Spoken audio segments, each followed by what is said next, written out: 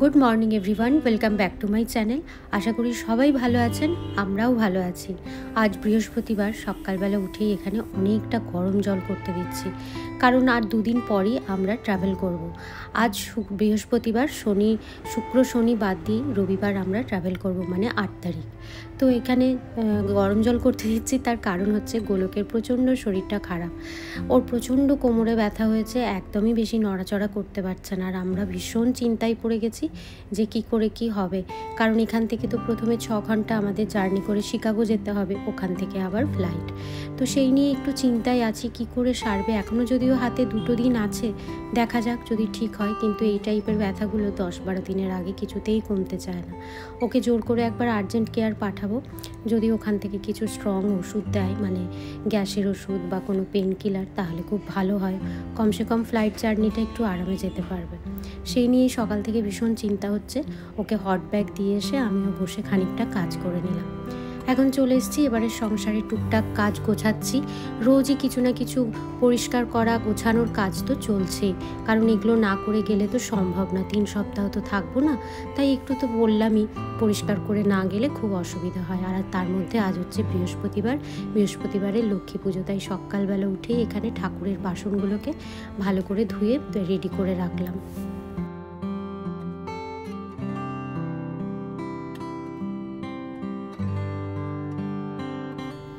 স্নান করে এখানে পুজোটাও সেরে নিয়েছি। পুজো সেরে এসে সোজা চলে এসেছি এখন কিচেনে, রান্নাটা বসিয়ে দিচ্ছি। আর ওই যে গোলকের শরীরটা এতটাই খারাপ, ওকে খুব হালকা খেতে দেবো, কারণ যাতে কিছু খাবার খেলে ওর গ্যাস না হয়ে যায়। তাই এখানে পাতলা করে একদম মুসুর ডাল করব, আর একটুখানি আলু পোস্ত, সাথে ভাত। খুব হালকা করে কদিন রান্না করার চেষ্টা করব, যাতে ওর বেশি গ্যাস না হয়, কারণ যাওয়ার আগে তাড়াতাড়ি সুস্থ হয়ে যাওয়াটা খুব দরকার। আর এখানে দেখুন নুন, হলুদ, টমেটো আর কাঁচা লঙ্কা দিয়ে ডালটাকে সেদ্ধ হতে দিয়ে দিলাম। হ্যালো এভরিওয়ান, তো চলুন ব্ল্যাক ফ্রাইডেতে কি আমি শপিং করেছি সেগুলো আপনাদের সাথে শেয়ার করি। খুব বেশি কিছু কিনিনি, আপনাদের তো কফি মেকারটা দেখিয়েছি, তো আরেকবার দেখাবো। তার আগে বাকি জিনিসগুলো দেখিয়ে নিই। আর এখনও একটা জিনিস এসে পৌঁছয়নি, সেটা হচ্ছে পানিনি মেকার। তো ওটারও আমি আপনাদের ছবি দেখাবো। আর ওটা আসবে কবে, যেদিন আমরা ট্রাভেল করব তার আগের দিন এসে পৌঁছবে, তো তখন আর শেয়ার করা সম্ভব হবে না। তাই ভাবলাম যে আপনাদের যেটা অর্ডার করেছি সেটা আপনাদেরকে একবার দেখিয়ে দিই। মানে অ্যামাজন থেকে অর্ডার করেছি আমি, তো অ্যামাজনের ছবিটা আপনাদেরকে দেখিয়ে দেবো। তো যতগুলো আছে আমার কাছে আপাতত সেগুলো দেখাই, তারপরে ওগুলো দেখাচ্ছি। তো প্রথমেই দেখাচ্ছি এই টোস্টারটা অর্ডার করেছি, কারণ দেখেইছেন আমার কাছে কোনো টোস্টার ছিল না। আমি সবসময় তাওয়াতে সেঁকে নিই। তো তাওয়াতে সেঁকলে কি ওপরটা মুচমুচে হয়ে যায়, ভেতরটা হয় না, একটু নরম হয়ে যায়। পাউরুটিটা কিছুক্ষণ পরই নরম হয়ে যায়। তো আমার একটু কড়কড়ে পাউরুটি খেতে বেশি ভালো লাগে, কড়কড়ে টোস্ট আর কি, তার জন্য এটা কিনেছি। তো এগুলোর কত দাম পড়েছে আমার এখন আর একটারও খেয়াল নেই। একটারই শুধু খেয়াল আছে, সেটা হচ্ছে আমি যেই ডাব্বাগুলো কিনেছি সেগুলো, তো সেটাতে আসছি পরে। আর এই যে এই ডাব্বাগুলো কিনেছি, এগুলো এটার কোম্পানিটাও আমার খেয়াল নেই, তবে পাইরেক্সের নয় এটুকু শিওর। পাইরেক্সের কিনতে গেলে গোল গোল, কিন্তু গোলগুলো না ফ্রিজে রাখলে অনেকটা জায়গা নিয়ে নেয়। এরকম স্কোয়ার বা রেক্ট্যাঙ্গেল কিনলে সুবিধা হয় অনেকটা, সেই জন্য এগুলো কিনেছি। আর আমার পাইরেক্সেরগুলো যেহেতু নষ্ট হয়ে গেছে, তাই এগুলো এবার কেনারই ছিল আমার। কিন্তু এইরকম এয়ারটাইট এইরকম কিনেছি আমি। তো এইরকম স্কোয়ার দুটো আছে, মানে বড় স্কোয়ার দুটো, এরকম ছোট দুটো স্কোয়ার আছে, মোট 8 পিস আছে। তো এরকম ছোট দুটো স্কোয়ার আছে, বড় দুটো রেক্ট্যাঙ্গেল আছে, আর দুটো রেক্ট্যাঙ্গেল আছে এর থেকে একটু ছোট। আপনাদের তো এটা দেখিয়েছি যে আমি যেটার মধ্যে লাড্ডুগুলো ভরে রেখেছি, ওই দুটো। তো ওইটার সাইজটা এর থেকে একটু ছোট। মোট 8 পিস আছে। তো 8 পিসে নিয়েছে $20। তো বেশ সস্তাই লাগলো আমার। হ্যাঁ, অন্যান্য জায়গায় আরও প্রাইস বেশি, আর এর থেকে কমও ছিল। এটা পাইরেক্সের না, এটার প্যাকেটটা ফেলে দিয়েছি, ওই জন্য না আমার কোম্পানিটাও মনে নেই। আমি এটা মেসিস থেকে কিনেছি। এই যে এই নাইফের সেটটা আমি, হ্যাঁ, এটা মেসিস থেকেই কিনেছি। এই যে এই 5টা নাইফ, কারণ আমার জানেনই এখানে আমি নাইফই ইউজ করি, আমি অন্য কোনো বটি টটি ইউজ করি না। আছে একটা, ওটা ঠাকুরের জাস্ট কাজের জন্য আমি ইউজ করি, ঘরের কোনো কাজের জন্য নয়। তো এই হলো ছুরি। আর টুকটাক কিছু জুয়েলারি কিনেছি। ওই যে বললাম যে এই সময় জুয়েলারিগুলো অনেক কমে পাওয়া যায়, আর্টিফিশিয়াল যে জুয়েলারিগুলো থাকে অনেক কমে পাওয়া যায়। তো সেই কারণে এখন কিছু কিনে রেখেছি, কারণ সারা বছরই টুকটাক ড্রেসের সাথে বা পুজো এলে সেই সময় আমরা পরি। তো আপনাদের দেখাচ্ছি। এটা এটা মানে এটার একটা সেট আছে, ইয়াররিং আছে, একটা নেকলেস মানে একটা ছোট্ট চেইন আছে, তার সাথে একটা পেন্ডেন্ট আছে, আর এরকম হাতের ওই ব্রেসলেটের মতো দিয়েছে এইরকম। দেখুন দাঁড়া, এরকম স্টোন বসানো, এরকম ছোট্ট দুটো ইয়াররিং,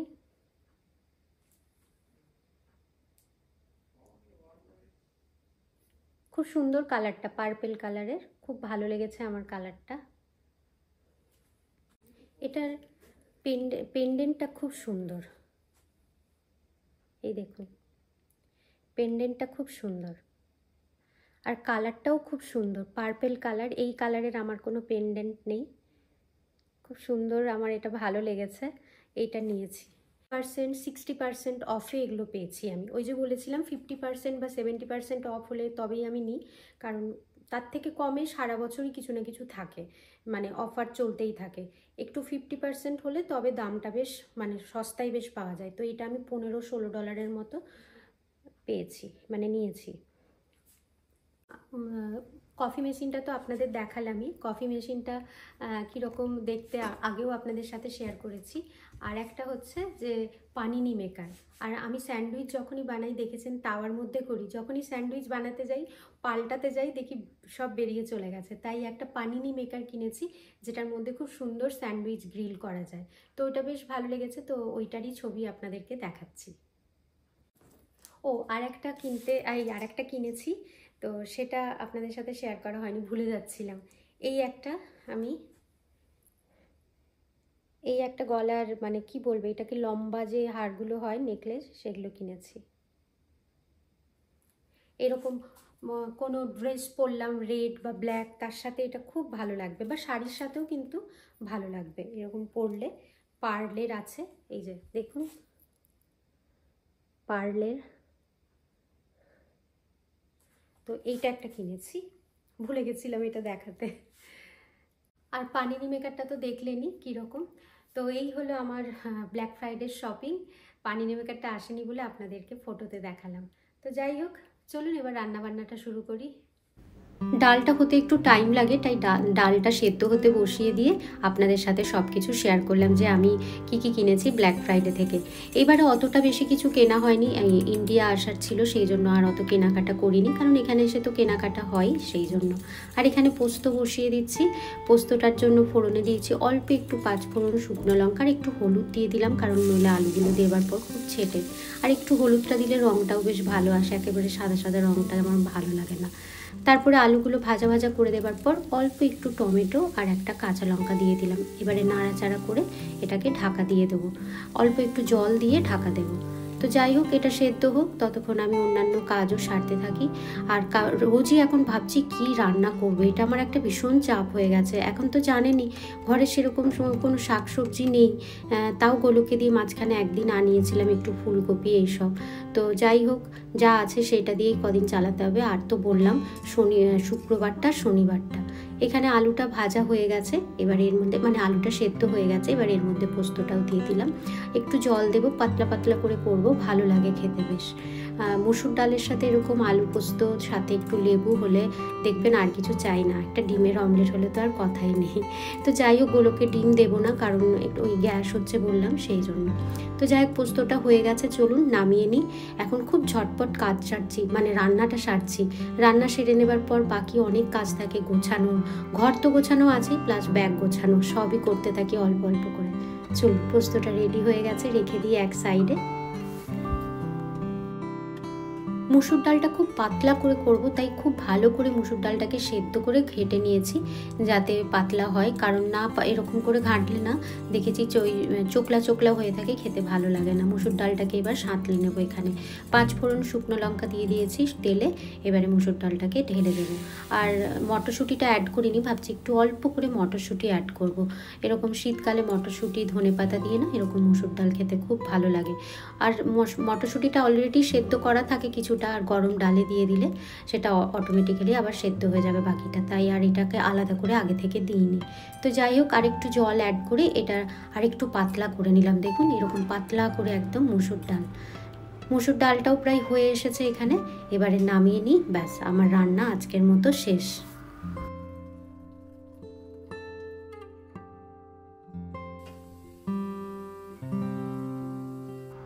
রান্নার শেষে আর একটা বড় কাজ, সেটা হচ্ছে কিচেন ক্লিন করা। যেদিনই ফোড়ন টোড়ন দিই সেদিন এত ছেটে, মাছ ভাজা আর এরকম ফোড়ন দেওয়াতে দেখেছি প্রচণ্ড ছেটে, তাই একটু ভালো করে না পরিষ্কার করে রাখলে পুরো গন্ধ হয়ে যায়। আর আমাদের যেহেতু ঘরগুলো পুরো বন্ধ থাকে, শীতকালে বিশেষ করে কোনো জানলা দরজা খোলা হয় না, গন্ধটা পুরো ঘরের মধ্যেই ঘুরতে থাকে। আর এরকমভাবে যদি রান্না করে ফেলে রেখে দিই, ভালো করে ক্লিন না করি, তাতে তো আরও ঘর গন্ধ হয়ে থাকে। পুরো গন্ধটা দেখেছি ওপরে চলে যায়, ওপরে মানে আমাদের সেকেন্ড ফ্লোরে চলে যায়। তো যাই হোক, সেই জন্য একটু ভালো করে পরিষ্কার করতেই হয়, বিশেষ করে এই শীতকালে। এমনিই তো আমি পরিষ্কার করি, কিন্তু শীতকালে জানেন গন্ধটাকে কিছুতেই বের করতে পারি না, তার জন্য একটুখানি ভালো করে মানে সাথে সাথে পরিষ্কার করে নিলে অনেকটা সুবিধা হয়। আবার অনেক সময় কি করি, একটু দরজা জানলা খুলে রেখে দিই, একটু গন্ধটা বেরিয়ে গেলে আবার সব লাগিয়ে দিই। একটু বলতে মানে 1 ইঞ্চি মতোই খুলে রাখি, কারণ বেশি খুলে রাখলে আবার প্রচণ্ড ঠান্ডা হয়ে যাবে ঘর। তো চলুন, এখানে কিচেন অলমোস্ট আমার ক্লিন হয়ে গেছে।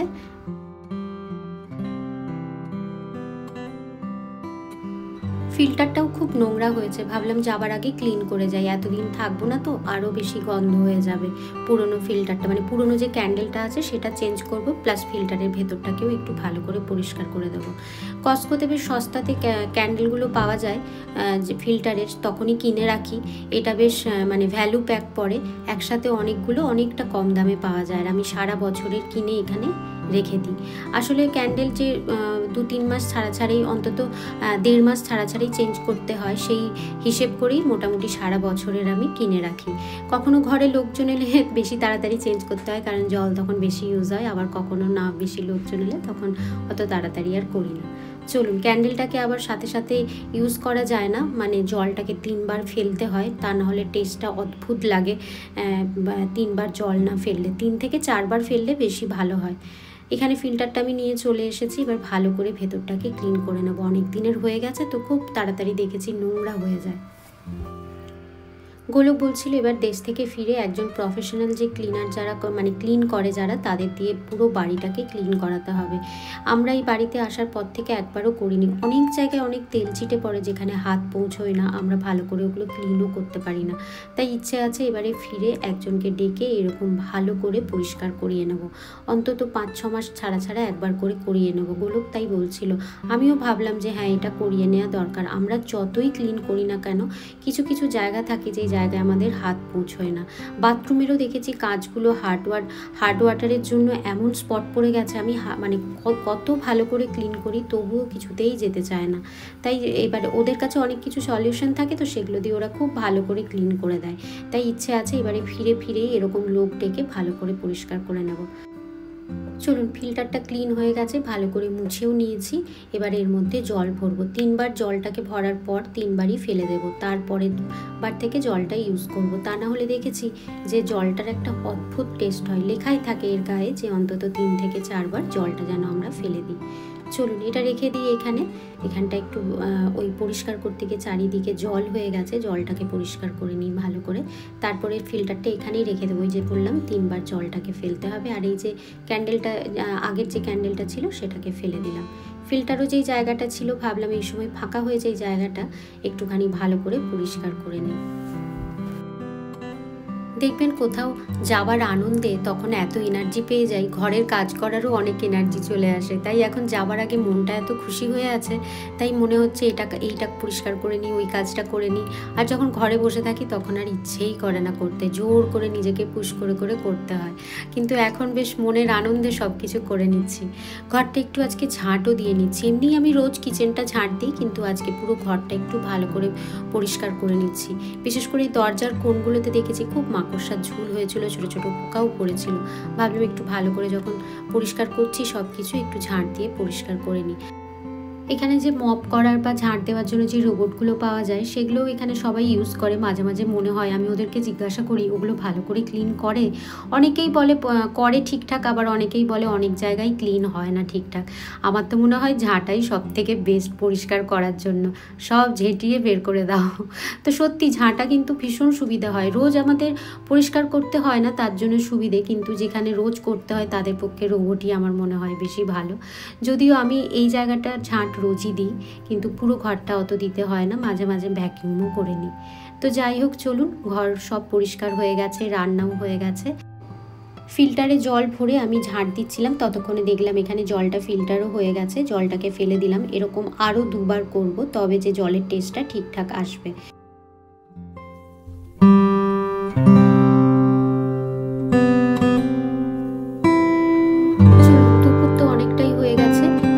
এখন একটু তাড়াতাড়ি খেতে দিয়ে দিই, কারণ একটু তাড়াতাড়ি খেয়ে নিলে সুবিধে, টাইম টু টাইম খেয়ে নিলে না গ্যাসটাও কম হয়। তাই ওকে খেতে দিয়ে আমিও এখানে দেখুন গরম গরম পাতলা করে মুসুর ডাল, আলু পোস্ত, সাথে একটা লেবু আর ভাত নিয়ে বসে গেছি। শীতকালে বিভিন্ন রকম চচ্চড়ি, তারপরে বিশেষ করে ফুলকপির ডাঁটা দিয়ে চচ্চড়ি, এই টাইপের খাবারগুলো খেতে না খুব ভালো লাগে।